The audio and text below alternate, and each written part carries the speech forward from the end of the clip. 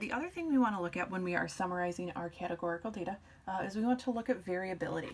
Right? Variability, again, is something similar to what we saw in our numerical distributions. Variability is thought of diversity in the data categories. If the distribution has a lot of observations spread across many different categories, it has a lot of diversity.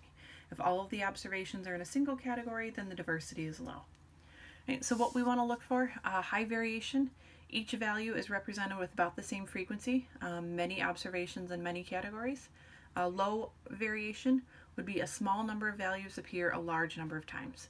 Many observations fall into a few categories. In this case, variability here is more about the occurrence of many different values rather than many frequencies. So we just kind of want to, as we're going through, make sure that we're keeping our definitions clear from one another.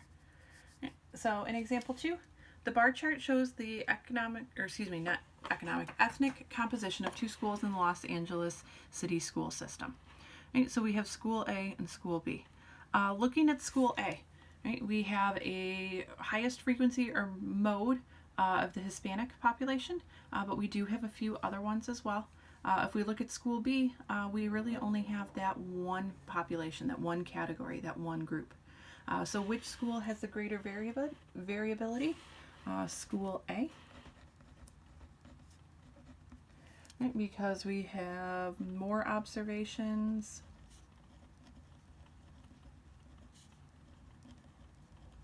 in more categories.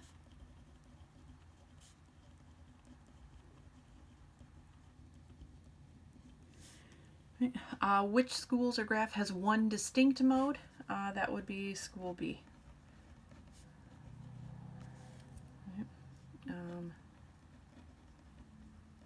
School A, we could argue it has 2 modes.